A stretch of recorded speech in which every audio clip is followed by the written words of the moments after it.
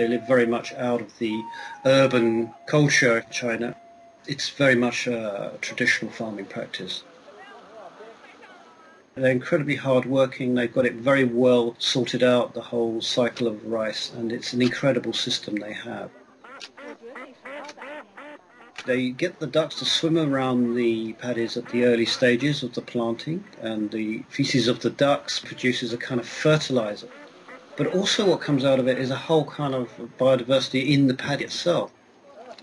They actually fish in the paddy, which amazed me, and eat the fish. So the paddy is an incredible storehouse for food, and it keeps them going. Because these people, they have everything in their larder. It's unbelievable, and it's all homegrown. They get nothing from the outside world at all.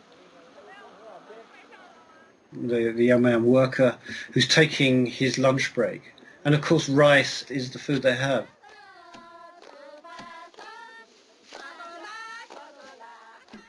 They were on the eve of having one of their very sacred days. They build this amazing swing and this kind of roundabout for the festival.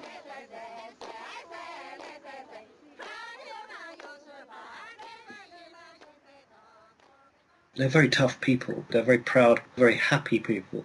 They're not wealthy by our standards, but they have a rich life. I was left with a great impression of it.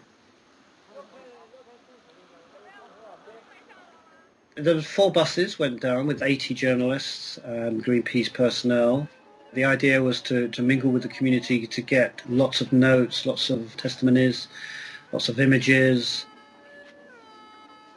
I was very lucky to be with a Kunming-based photojournalist, Mr. Geng. Because I was with Mr. Geng, they immediately trusted me, and they love playing to the camera, they love just being themselves.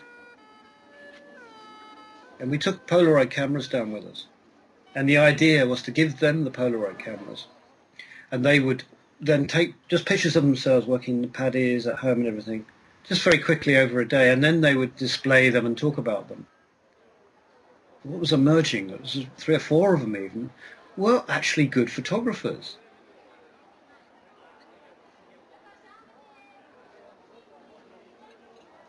They were given film cameras over a period of 1 year to shoot a year in the life of rice.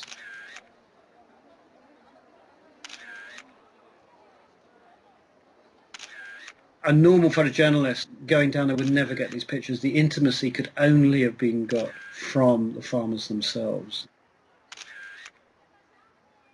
We had 3 hugely successful exhibitions in Beijing, Guangzhou, and even they went down to Hong Kong. The farmers accompanied the exhibition.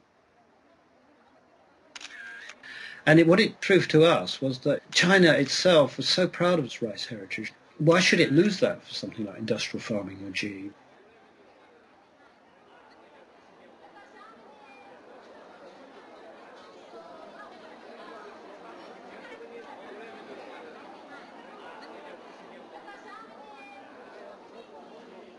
I like the picture I've got here of the farming men and the question mark in between them. I think it throws a light of the future of rice in this community, in this part of the world.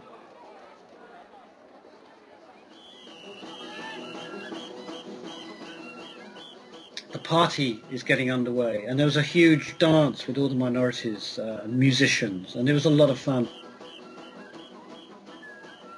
Late in the afternoon, the very, very big event. Basically, the whole town prepares a big feast, and it's half a kilometre table that runs right the way through the town. As far as the eye can see, it curves around and goes down the hill and up the hill.